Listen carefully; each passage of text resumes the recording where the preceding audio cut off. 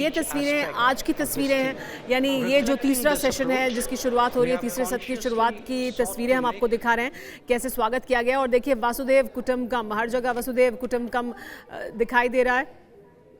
Indonesia के राष्ट्रपति ने प्रधानमंत्री नरेंद्र मोदी को पौधा दिया और ये लूना डिसिल्वा पौधा दे रहे हैं प्रधानमंत्री नरेंद्र मोदी को। ये सभी जो मौजूद हैं नेता इस वक्त G20 में, उनकी तरफ से इस तरह से तोहफा दिया जा रहा है प्रधानमंत्री। बिल्कुल, और ये तस्वीरें जा रहे हैं जी हाँ, और ये तस्वीरें अपने आप में खास इसलिए भी क्योंकि इंडोनेशिया से प्रेसिडेंसी हमको मिली है G20 की, और अब ब्राजील को जाएगी। तो इंडोनेशिया के जो राष्ट्राध्यक्ष हैं और ब्राजील के जो राष्ट्राध्यक्ष हैं, दोनों के बीच, प्रधानमंत्री नरेंद्र मोदी के बीच आदान प्रदान हुआ है पौधों का। संजय सोय साहब भी हमें इस वक्त ज्वाइन कर रहे हैं। संजय सोय साहब, किस तरह से आप देखते हैं वसुधैव कुटुंबकम का ये मोटो आज पूरी दुनिया को हिंदुस्तान देता हुआ नजर आ रहा है? वन अर्थ वन फैमिली, यानी पूरी दुनिया हमारे लिए परिवार की तरह है और हम भविष्य भी साझा करते हैं। आज उस पर चर्चा है। नहीं, बिल्कुल, ये भविष्य की जो बात है बड़ी इंपॉर्टेंट है जी, क्योंकि इस समय में जो हालात चल रहे हैं, इस समय इसमें सर्वाइवल ऑफ ह्यूमैनिटी ही खतरे में पड़ गया है। चाहे वो क्लाइमेट की बात हो या दुनिया में झगड़े हों, वॉर्स हों, न्यूक्लियर थ्रेट्स आ रहे हो बार बार, ये जो बातें हैं ये पूरी हमारे सर्वाइवल को ही बहुत बड़ा खतरा दे रहा था।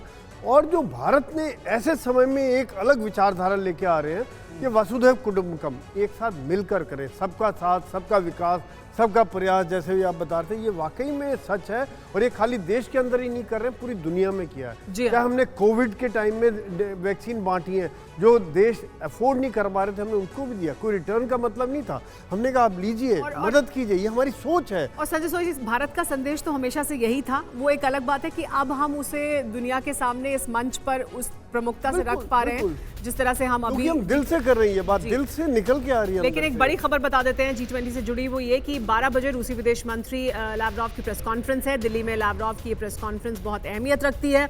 यूक्रेन युद्ध पर बड़ा बयान देंगे लावरोव यहाँ पर, क्योंकि यहाँ उनसे इसके बारे में पूछा जाएगा। घोषणा पत्र पर भी अपना पक्ष रखेंगे लावरोव। तो अब से कुछ देर बाद जब ये प्रेस कॉन्फ्रेंस शुरू होगी तो वो आप TV9 भारतवर्ष पर उसका सीधा प्रसारण भी देखेंगे, यानी रूस का क्या कहना है वो भी आपको देखने को और सुनने को मिलेगा। तो प्रेस कॉन्फ्रेंस पर नजर हमारी लगातार बनी हुई है। लेकिन रूस का नाम लिए बिना 7 बड़े क्या संदेश दिए गए हैं घोषणा पत्र में, दिल्ली डिक्लेरेशन में। ये आपको बता दें, सभी देश संयुक्त राष्ट्र चार्टर के सिद्धांतों को मानेंगे, ये कहा गया है। बिल्कुल, UNSC और UNA के प्रस्तावों पर अमल हो, ये साफ तौर पर इस दिल्ली डिक्लेरेशन में जिक्र है। किसी भी देश की क्षेत्रीय अखंडता को स्वीकार किया जाए, ये बड़ा महत्वपूर्ण। जी हाँ, ये भी कहा गया है कि देशों की राजनीतिक स्वतंत्रता की अनदेखी ना हो। और साफ तौर पर नाम नहीं लिया गया रूस का, लेकिन उन तमाम मुद्दों की बात की गई है। क्षेत्रीय अधिग्रहण की धमकी से बचना होगा। इसके अलावा यह भी कहा गया कि बल के प्रयोग से संप्रभुता को चुनौती मान्य नहीं है। बिल्कुल, और बहुत महत्वपूर्ण बात, परमाणु हथियारों का उपयोग या धमकी अस्वीकार्य है, अनएक्सेप्टेबल है, ये साफ तौर पर कह दिया गया। चतुर्वेदी जी, ये अपने आप में बहुत महत्वपूर्ण है ऐसे वक्त में जब हमने रूस और यूक्रेन के बीच ये एक लंबा दौर देखा और रूस की तरफ से परमाणु धमकियां तो न जाने कितनी बार आई, हम काउंट भी नहीं कर सकते। बिल्कुल सही कह रहे हैं समीर। जो रिस्पॉन्सिबल जिम्मेदार देश होते हैं और सशक्त होते हैं, जिनके पास परमाणु बम भी हैं, उनका दायित्व है कि वो कभी भी इस धमकी को ना दें।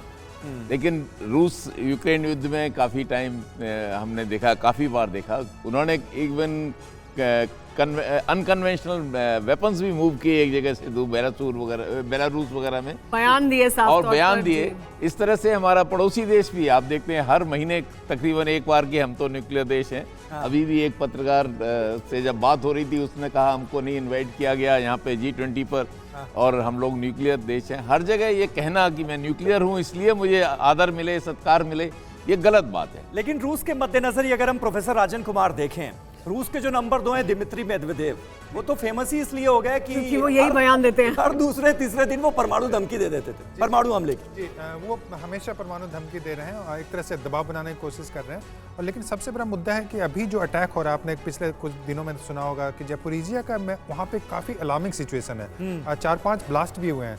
उसके नज़र में, और चूंकि धमकियां दोनों तरफ से दी जा रही हैं और पश्चिमी देशों को अगर एक चीज़ से डर लगता है तो वो है न्यूक्लियर एक्सप्लोजन या न्यूक्लियर बॉम्ब से डर। तो वैसे में ये इसको इंश्योर करना चाहते हैं बार बार कि किसी भी हाल में वो स्थिति नहीं हो जहां पे एक न्यूक्लियर वॉर की संभावना बने। और लेकिन राजन जी, हम जब दिल्ली डिक्लेरेशन के संदर्भ में इन तमाम बातों को कर रहे हैं तो ये बहुत अहमियत रखता है कि कैसे इसके बारे में बात करें, लेकिन उससे पहले बता दें कि पीएम ने जो कहा था वो बात दोहराई गई है। युद्ध पर पीएम मोदी की टिप्पणी को दोहराया गया है दिल्ली डिक्लेरेशन में।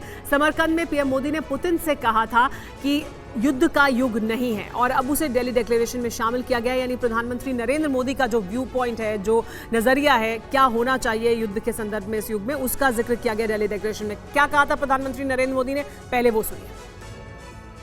आज का युग युद्ध का है नहीं, और हमने फोन पर भी कई बार आपसे इस विषय में बात की है कि डेमोक्रेसी और डिप्लोमेसी और डायलॉग, ये सारी बातें ऐसी हैं कि जो दुनिया को एक स्पर्श कर। देखिए, समरकंद में व्लादिमीर पुतिन के बगल में बैठकर प्रधानमंत्री नरेंद्र मोदी ने उनकी आंखों में आंखें डालकर यह बात कही थी कि यह युग युद्ध का नहीं है, और न्यू दिल्ली डिक्लेरेशन में साफ तौर पर एग्जैक्ट यही सेंटेंस, यही वाक्य इस्तेमाल किया गया है। और समीर, वो प्रधानमंत्री नरेंद्र मोदी की स्टेट्समैनशिप को भी स्टैब्लिश करता है कि कैसे उनका जो व्यू पॉइंट है उसे शामिल किया गया। बिल्कुल।